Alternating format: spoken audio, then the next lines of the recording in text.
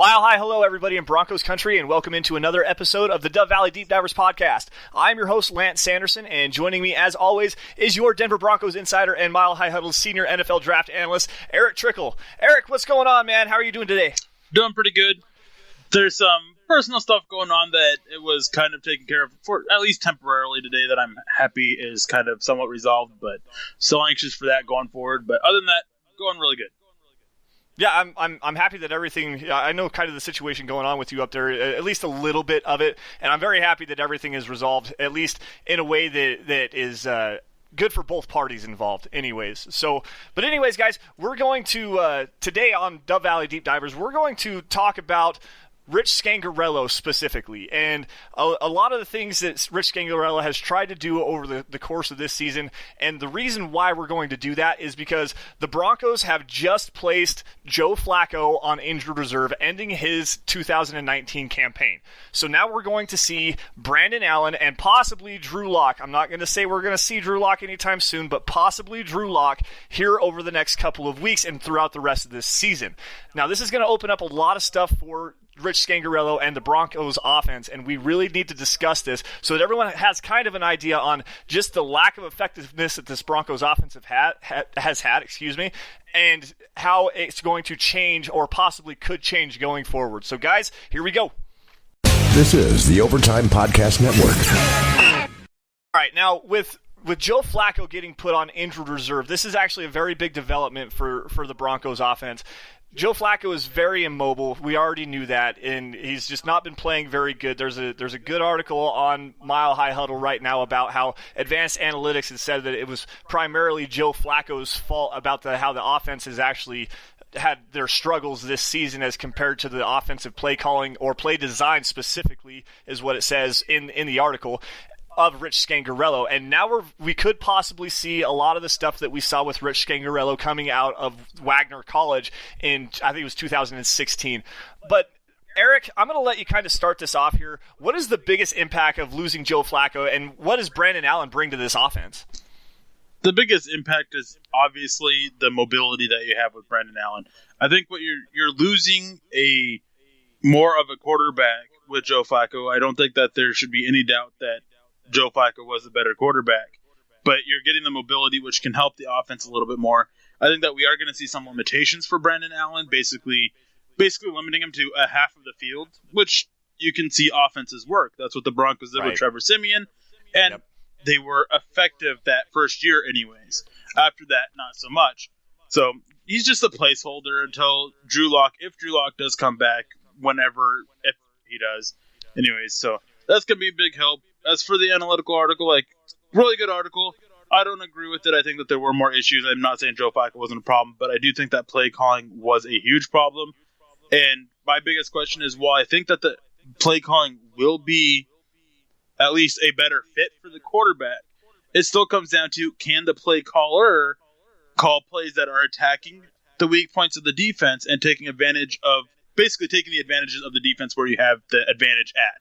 Like Sutton one-on-one with a no safety over the top, things like that. So we're going to have to see if he is able to do that going forward. Brandon Allen isn't going to be able to help that because that all comes with the play caller. But again, it's just giving him a little bit more freedom with what he can call, basically with moving the pocket and not moving the pocket.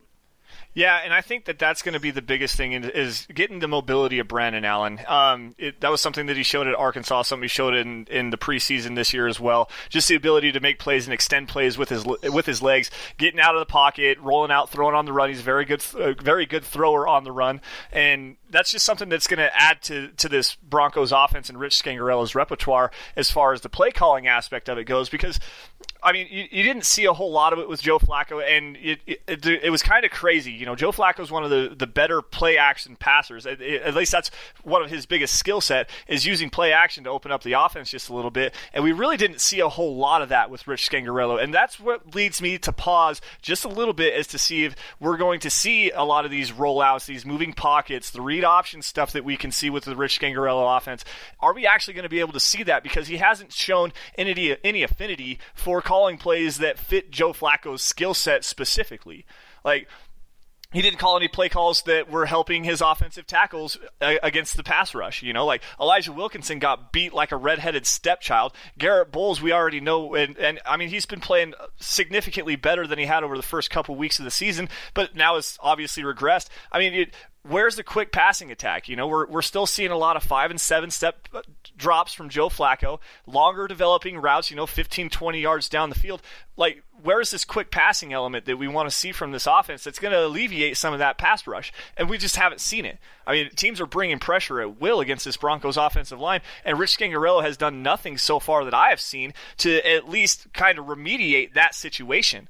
Like, so now we're moving on from Joe Flacco and we're getting into Brandon Allen here. Are we actually going to see any of this stuff? That's the question that remains to be seen. And it's the biggest question that, for me, it's the biggest part of this Browns game is if we don't see that kind of evolution of Rich Scangarello's play calling and just getting the offense into a situation where they're going to succeed. And I have issues with the whole aggressiveness versus not aggressiveness. We're going to break that down on the other side of our first break. We'll get to that here in a minute. But like, there's issues with that. Like, he has not evolved, and every time he does evolve his play calling, it goes away from stuff that has been working, and it goes towards stuff that is like, it's way too cute, way too complex, and it completely sets the offense back. So we need to see more consistency from Rich Scangarello, and with Brandon Allen now in the fold, it's going to completely change the entire dynamic of this Broncos offense, or at least it should, in my opinion. Yeah, and before I get to everything else, I just want to make a to be fair kind of statement, and that is with Joe Flacco and the play action, it's not the bootleg passing game, passing game that is making him effective. It's just a regular play action. Keep him in the pocket, just faking the handoff and dumping it off. And when the Broncos have used that this year, they've actually been very effective, and statistically even more effective. But it's just, we're not seeing it that much. I think I didn't add in their previous game against the Colts into it, but I had them at I think it was 19% passing plays, play action, which is still a little bit down, especially for the kind of offense we're expecting. Like, why aren't we getting up to that 25 to 30%? And with Brandon Allen, I think we're going to be able to see that increase a little bit because we have that mobile quarterback who you can roll him out and everything.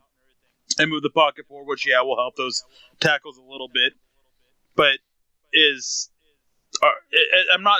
don't think that that's necessarily going to mean a huge improvement in the offense. There are a lot more issues with this offense than just the play calling, than just Joe Flacco was, and a lot of people are kind of forgetting that. Is you do have a problem with your tackles, and as you mentioned, why is your play caller calling these 5-7 step drops with long developing routes when you know your tackles can't hold up for 2.5 seconds? Why aren't you calling 3-step drops or no step drops out of shotgun and just a quick slant over the middle? Like, I know the dink and dunk offense doesn't work very well 100% of the time, but you use that to help open up other things. You use that. You use those shorter routes, and then you possibly have one guy go deep and see if he can't be there. You use that to open up other parts of your offense, just as you should use your passing game to help open up your running game. And that's just not the way Rick Scangarello is calling it. And that is something that's very effective, or not, that isn't effective, and something that very bothers me, along with some other points that we're going to get to here in a little bit. And again, I just don't think that a guy who was just okay, as Brandon Allen was in the preseason, against third and fourth stringers and very few second stringers, is suddenly going to turn around and basically make this offense great. Only thing that will do that is Scangarello's play calling and basically calling plays that can exploit the weaknesses. Now, of course, you also have the issue of, he doesn't know how the defense is going to line up pre-snap, and he's calling plays pre-snap. And I don't think that Brandon Allen is going to have the ability to change plays or make adjustments at the line of scrimmage, just as Joe Flacco did. That's not going to change going from a 12-year veteran to a guy who's been in the NFL, 3 years now? This is the third year, maybe fourth, whatever it is. That's not going to change. So you're still handicapping your offense. And I'm trying to figure out where this NFL coach, who only has 4 years coaching experience in the NFL, 1 year as a quarterback coach, this is his first year as an offensive coordinator. Where does he come off with being able to do that? What makes him think that with his lack of experience that is okay? There's just so many issues with him that Brandon Allen's not going to fix it. And I really don't think that the change at quarterback is going to suddenly turn around this whole offense, because he is a bigger issue than many people want to realize. And you can go find 3-4 plays from the Colts game that were good play calls. Personally, I have 6 play calls that were really good. One of them was a drop pass, which really sucks for the Broncos offense. It was a drop pass on third down by Royce Freeman. But you also have to look at all these plays that were bad calls, that weren't attacking the weaknesses of the defense, even weaknesses that you knew beforehand. The conservative play calling, all these issues. You had a receiver who's dominating a cornerback, and you stop going out targeting him. You stop exploiting that. It's mind-boggling that people just kind of want to give him a pass because, oh, hey, it's only been 8 games. Well, the thing that really kind of frustrates me more than anything is everyone wants to just lay blame at the feet of the offensive line for Garrett Bowles, all the holding penalties, Elijah Wilkinson not being able to hold up in pass protection. The running game's actually been clicking, at least from what I've seen. I actually like the Broncos running game until they get so conservative, and it's like all you get to see is just like the going into the 2-minute warning against the Indianapolis Colts. Like, what was that? That was not aggressive play calling in any way, shape, or form. Like there's issues with the offensive line. There's issues with Joe Flacco not being able to run the offense in an effective kind of a way. But you still have to get your players into a situation where they're going to have an advantageous role. Like, you have to put your players in a position to succeed, and we just have not seen that for at least the majority of the time. I mean, there's times where the Broncos will have a couple of long and sustained drives, 12, 13 plays, they'll get 50 yards, 60 yards, but then they're going to kick a field goal because it just goes into a shell, or the execution drops off. And, I mean, you can't lay all of the blame at Flacco's feet. You can't lay all the blame at the offensive line's feet, and you can't lay it all at Rich Scangarello, but you can lay a lot of it at Rich Scangarello's feet, because he's the guy that's designing the offense and still is ineffective at times. Ineffective at times, I will say that. There have been some times where he's actually had some really good stuff going, but it gets to the way where it's too cute. We're seeing jet sweeps to tight ends. We're seeing reverses and flea flickers that are just poorly designed. What are you doing? You've already established you've got a good running game. You've already established that Courtland Sutton is beating Rock Ya-Sin every single play. You've got 4 penalties on the guy, taking shots down the field. I mean, what are you doing at that point? What is your idea? What is the scheme behind this? Like, you cannot continue to go that way. Like, you have to continue using what has actually been working. And you can go back to the Chicago game. You can go back to the Jacksonville game. You can go back to the Tennessee Titans game. Like, every single one of those games, the offense was actually clicking and had built up a lead, and then they go so conservative and get so predictive and cute with the play calling that all the offensive momentum that the Broncos had built up completely disappears. The defense has to now hang in there and try to keep these teams from marching up and down the field at will, because they're out there for 20 minutes of the second half, and then they continue to lose these close games on the ass end of a game-winning field goal, because the offense can't figure out a way to put up another touchdown or to continue to sustain that drive once they hit about the 30-yard line. I'm not even going to say the red zone. Let's just get to the 30-yard line, and we're still not getting another first down to get us into a better scoring opportunity. You can have all these long and great sustained drives, but when the chips are on the table and it's time to punch the ball into the end zone, you can't have 3 passing plays inside the 4-yard line. Like, it's just so frustrating. We're going to break down more of this on the other side of the break, guys, but we do got to take a quick break. But before we go, I just want to remind you all to head on over to milehighhuddle.com and check out all of our written content on your Denver Broncos. At the Huddle website, you guys get breaking news, analysis, and opinion articles, as well as in-depth film breakdowns of not only Broncos players, but matchups to watch in an upcoming game as well.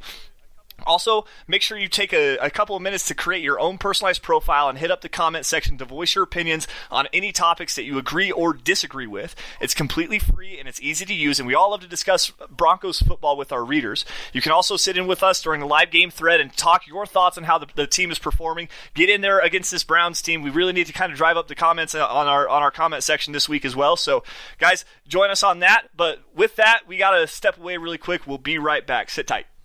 This is the Overtime Podcast Network. Alrighty, guys, welcome back to Dove Valley Deep Divers. Today we're talking specifically about Rich Scangarello and the ineffectiveness of this offense. And like I said prior to the break, you can't play it all on Rich Scangarello, and you can't put it all on Joe Flacco or the offensive line. And we got to see some kind of an evolution now with Joe Flacco getting put on injured reserve. But it's time to break down some of these situations where it's just so extremely frustrating that the Broncos offense just and as Joe Flacco kind of said, how can we not see the aggression? How is this team not aggressive in these kinds of situations? And the first one, I kind of alluded to it. I'm going to let Erick kind of break it down here. The 2:15 mark of the second quarter, the Broncos get the ball at like the 34-yard line or something like that, and they have all 3 timeouts left. So, Erick, go ahead and break it down for us. The Broncos come out and they run twice. And I'm sitting here trying to figure out why. And it's not just that they ran twice, is there was no speed up to it. Like, they were just kind of very lackadaisical, using up as much time off the clock as they possibly could. And that right there shows that, hey, we're not being aggressive. We're content to just run out the clock. You have 3 timeouts. The field position wasn't great, but you had enough time with those timeouts to move the ball downfield and try and at least come away with the field goal. But no, they were content trying to run it down. They get to second down. They finally make it throw a pass play. It doesn't go for much. They had 3 runs to 2 passes in this series with 2 minutes left, and it allowed the Colts to call timeouts and save time on there, and they were able to go down and drive a field goal and kick a field goal.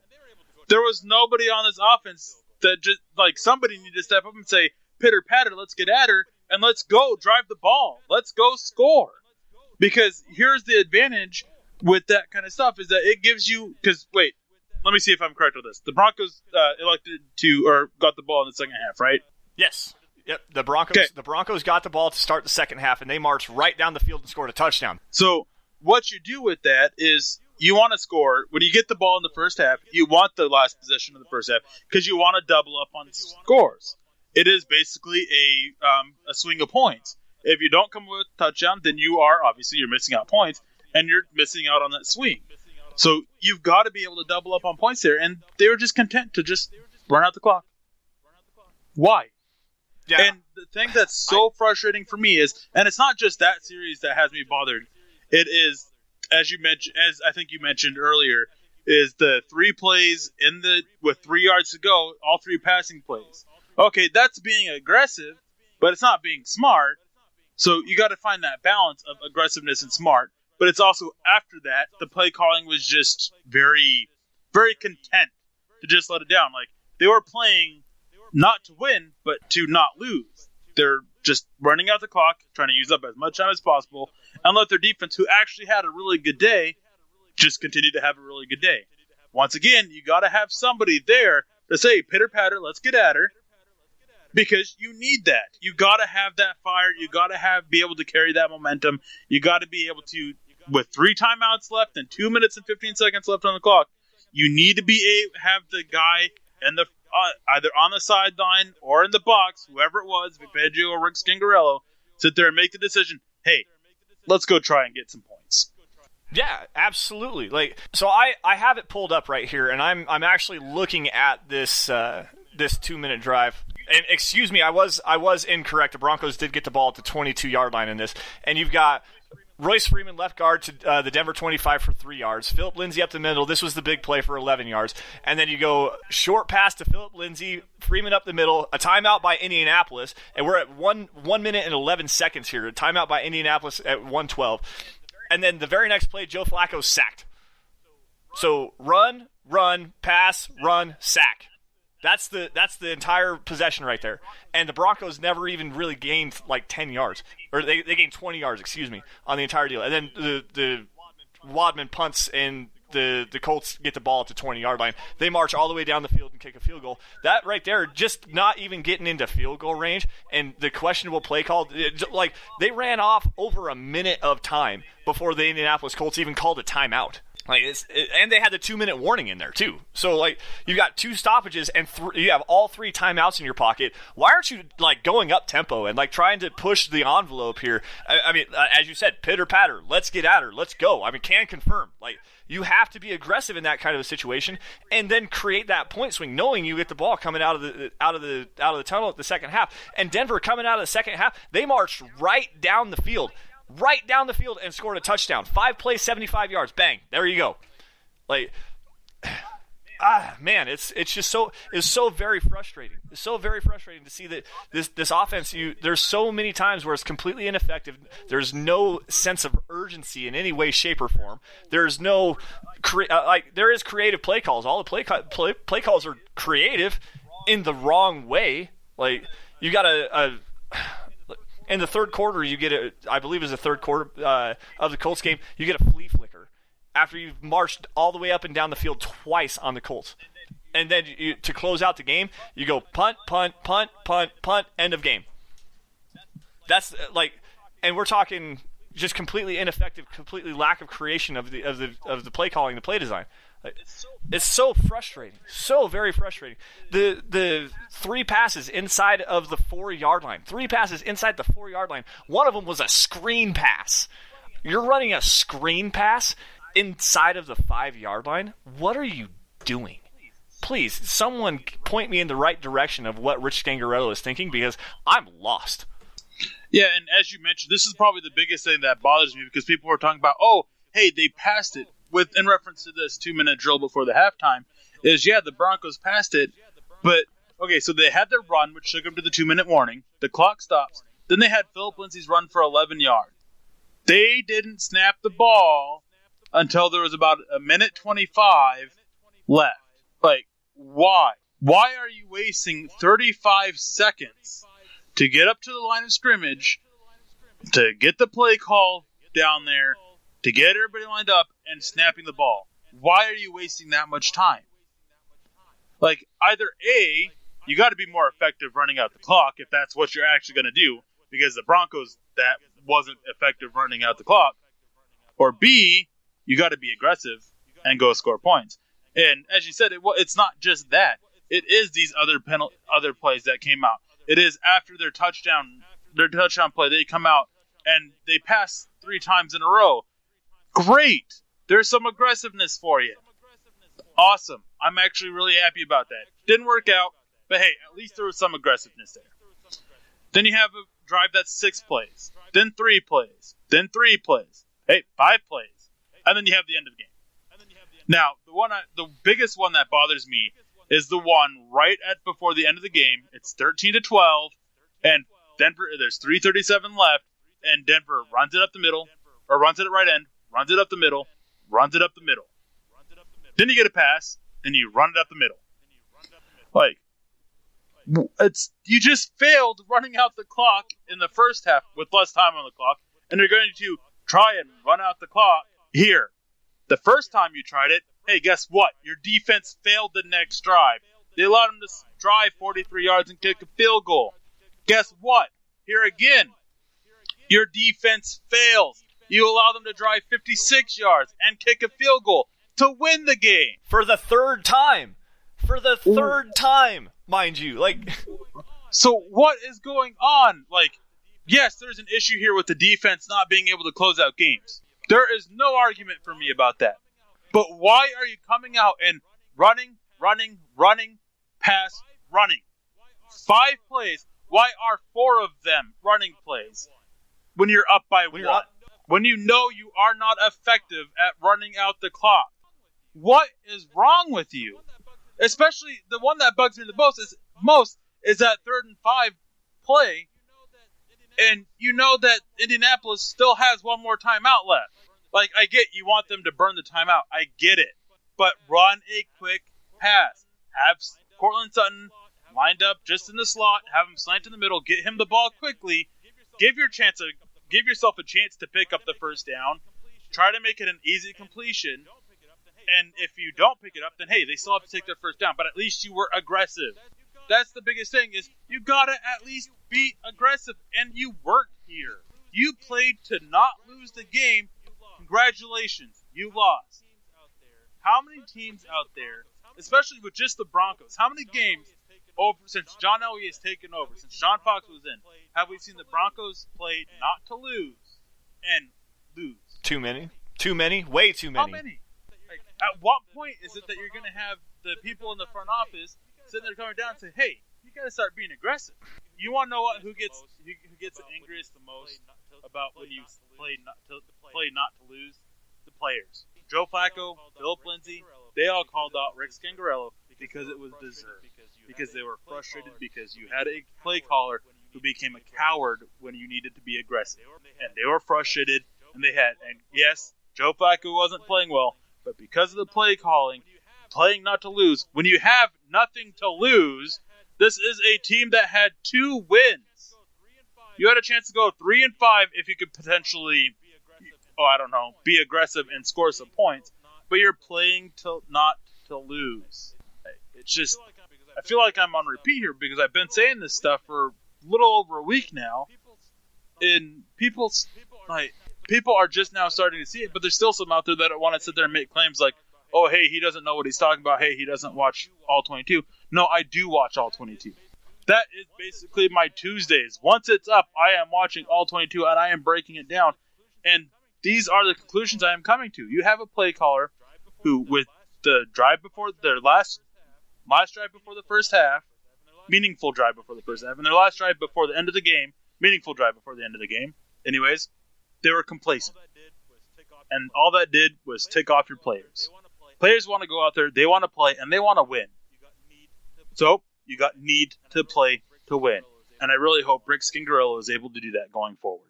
Yeah, you're absolutely not wrong. You play to quote Herm Edwards here, you play to win the game.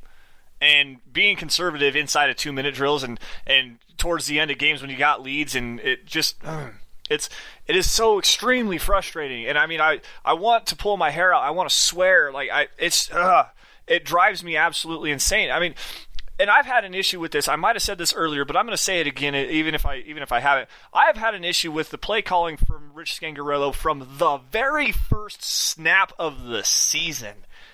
And I'm talking against the Oakland Raiders. They march right down the field and they punch a touchdown in to start the game and make a statement that they are going to be here. And Rich Scangarello, instead of trying to, build some momentum for the offense and make a statement right back, decides that he's going to run a jet sweep to Noah Fant with an unblocked edge rusher in the play design. To me, that is a horrible play call. It is a absolutely horrible play design. And yeah, you can probably use that moving forward if it actually does hit. If that play does hit, it is cute play design and it's trying to make a statement. We're here to be creative. But when it backfires like that, after you just got a touchdown marched right down your throats and shoved down your throat like a horse pill, to do something like that and not set this offense up on the right foot turned the black hole into a frenzy. And that let the Raiders actually get some momentum, and that's where you see it. It's stuff like that. Bad situational play calling all throughout the entire season this year. It's so mind-numbing, and it's so frustrating. You should see my face. I'm literally like red-faced right now because A, I'm out of breath, and B, I'm so mad about everything that we've seen. And everyone wants to put this scapegoat out there, but it's not just one thing. It's all-encompassing, and it all derives from bad situational play calling. That's all it is. And Rich Scangarello needs to be held accountable, and his players are starting to do so, and he doesn't like it. I guarantee you that. But guys, we're gonna wrap this up for right now. We got to take another break. On the other side, we're gonna break down the Cleveland Browns game. Hold on, we'll be right back. This is the Overtime Podcast Network.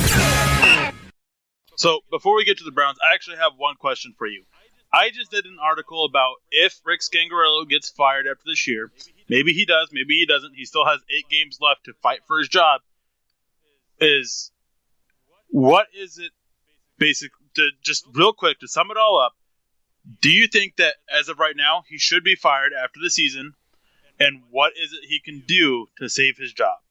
I don't think that it's time for him to be fired following the season. It just kind of briefly, I mean, you got to give the guy an opportunity. It's his first year as a play caller, and he's got to figure out the adjustments. We haven't seen it, and this is the opportunity for him to show it. As of this point right now, I don't think that it is fair to call for his job. I kind of did, but I was also frustrated in my breakdown of the game on Sunday right immediately following the game, and I did kind of say that, you know, it might be time to look in another direction. I don't think that's necessarily fair. Being so limited with Joe Flacco is definitely something with the lack of mobility and stuff like that. But he made his own bed by not playing to his players' strengths, and we have to see that adjustment. And if he's not going to be able to adjust now that he's got a quarterback that better suits the offense and better suits especially the mobility aspect of it, and I'm hoping that we're actually going to see a lot of that this week. So I don't know. I don't think it's time to call for his job just yet, but if we don't see an evolution, at least of some kind, moving forward over the next couple of weeks, I think it might be. I think it definitely might be time to call for Rich Scangarello's job. Right now, not so much. See, I disagree. I think that I am perfectly fine calling for his head right now because we've seen him regress as a play caller. He started off the season pretty well outside of that first snap. It hasn't been all terrible for the first few weeks despite going 0-4. And then was pretty solid against the Chargers and the Titans. He was attacking the weaknesses. He was doing what a good offense coordinator does. But the last few weeks, it's been abysmal. And it's getting worse. And I think right now, yeah, it is. Because he isn't it. People always want to sit there and act like, oh, hey, sometimes you can't tell if a person's it or not after a certain amount of games. And that's not true. You totally can. It's based off of, are you seeing progression or are you seeing regression? With Noah Fant, despite his struggles, there is still some progression we are seeing from him. With Rich Scangarello, we are seeing regression from him. So yes, I think it's fair to call for his head. I am calling for his head after this year, but I have also made it clear that there is still things he can do to save his job, and we need to see those. If we don't see those, then he's just cementing the fact that he needs to go. Yep, that was kind of my point, was he has to show the evolution, and if he doesn't, then you're absolutely right. I'm not ready to call for his job exactly right this very second, but it's starting to lean that way. It really is. And like I said, a frustrated analyst and fan also writing an article breaking down the game, and I did kind of call for Rich Scangarello's head. That's why it's starting to lean that way. It is starting to lean that way for me, and I think that we have to see these changes. Otherwise, it is going to be over for him after this 2019 season. But anyways, guys, we're going to move this forward. We do have to talk about the upcoming game against the Cleveland Browns, and I actually am kind of optimistic about this one because while the Broncos' offense hasn't been playing very well, I am kind of excited to see, and I'm really kind of basing this on the fact that I do think that we do see kind of an offensive revolution from Rich Scangarello in the play calling because now he does have Brandon Allen, and now he has somebody that can actually move around and develop that read option, get the moving pockets, everything like that, you know. So it's not going to be anything overly immaculate, but I think the Broncos are actually going to be able to take advantage of this. Now they can open up the play calling and everything like that. I think the Broncos have a good chance of walking out of Cleveland with a win, especially with the way that the Cleveland Browns offense has been playing football through Baker Mayfield. Now, running the ball, Nick Chubb is absolutely fantastic, and he has been playing fantastic all year. He continues to rip off large gains, big touchdown runs. Did have a couple fumbles against the New England Patriots last week, which is not necessarily the norm for him. He's pretty decent with ball security, but one of them was on a tomahawk spike from behind on a 44-yard run. Like he ripped a long run and then got chased down from behind and got tomahawk chopped. So outside of the running game, the passing game with Baker Mayfield has not been nearly as dynamic as what we thought. He looked so good as a rookie last year, and then they went and got him all these weapons. He's got Jarvis Landry now. David Njoku, obviously, he's already had that. But then he's got Odell Beckham Jr. I mean, he's got plenty of players on that offense. It's a very dynamic offense. But similarly to the Broncos, play calling has not been suited to Baker Mayfield's strengths or to the offensive line strengths. So the Broncos, with the way that they're playing solid defense right now, they actually have an opportunity. If the offense can actually get going, they have an opportunity to walk out of Cleveland with a win, and I do have them winning right now. I think it was 23-13 on our bold predictions. So, Eric, what do you think? See, I think that, okay, Brandon Allen, yeah, you're going to be able to open that play calling a little bit, but he was a backup and a third-string quarterback that the Rams decided to let go for a reason. They went and they got, Blake Bortles to be the backup for Jared Goff. instead of going with Brandon Allen for a reason. He's just not that good. Like I mentioned it earlier, his preseason play against second, third, and fourth stringers was just okay. Now you're wanting him to have him go in there against first stringers, against a defense that's actually pretty solid, against a defense that features guys like Denzel Ward and Myles Garrett and many others that are very talented at what they do. I think that the Broncos defense is able to answer some calls against the Browns offense, but I think it's going to come down to the Browns defense just makes a couple extra plays against the Broncos offense that's able to give their own offense a couple more opportunities to score more points. And basically, Brandon Allen, despite being able to open up more calls, he makes a costly mistake late in the game that the Browns are able to take and go in and score for a touchdown and win 20-13. Yeah. I hope I'm wrong. I would really like to see Brandon Allen lead this team to a victory, but I'm just not getting the people that are sitting there acting like he's some godsend quarterback. No, I don't believe he's going to be some godsend quarterback, but I just think being able to open up the offense just a little bit with some mobility and some escapability out of the pocket. And I am in 100% agreement with you, especially with the Myles Garrett impact. Myles Garrett going against Garrett Bowles has me cringing, man. I'm like, this is not a good matchup. This is definitely not a good matchup. This might be the best pass rusher other than Joey Bosa that Garrett Bowles is going to see all season. I mean, this could be very, very ugly, guys, and that's the one guy, and I think that you have a very valid point there, and it's probably going to be with Brandon Allen. Excuse me, you have a very valid point with Brandon Allen making a costly mistake, turnover, fumble, something like that towards the end of the game, and it's going to base off of Myles Garrett. If that does actually come to pass, it's going to base off of Myles Garrett getting pressure, and it's going to be a big hit, a big strip sack, something like that sets up the Browns offense at like the 30-yard line. And that, like, we're probably going to see that. I want to be optimistic about this one. I really do. The Broncos are struggling. This might be the spark that they need to get Flacco out of the way and let the young guys kind of move forward. I'm not saying Brandon Allen's going to light up the stat sheet. He might only throw for like 150 yards. Like it's hard to really kind of project what it's going to look like, especially because we haven't seen a very solid evolution from Rich Scangarello this year so far. So, I mean, I just want to be optimistic in this one with the Browns struggling as bad as they are, and the Broncos, especially on the defensive side of the football, playing as good as they have been, and the Browns specifically struggling to score points. They're ranked 25th in the NFL right now in scoring points, which I think is actually worse than the Broncos. So, like, we're going to see something. It's going to be an ugly football game, if nothing else. And it was kind of funny that you and Carl Dummler actually have the exact same score prediction and have pretty much the exact same sentence to end up your guys' prediction on the Mile High Huddle roundtable piece. But I want to be optimistic, and I want to see the Broncos walk out of Cleveland with a win. But anyways, guys, that's going to do it for us today. We're going to wrap it up here. Thank you all once again for joining us on the Dove Valley Deep Divers podcast. You guys can follow us both on Twitter by finding me at Sanderson MHH and for Erick at Erick Trickel. Also, make sure to follow the Mile High Huddle Twitter account at Mile High Huddle, and set up your notifications for instant updates on your Denver Broncos.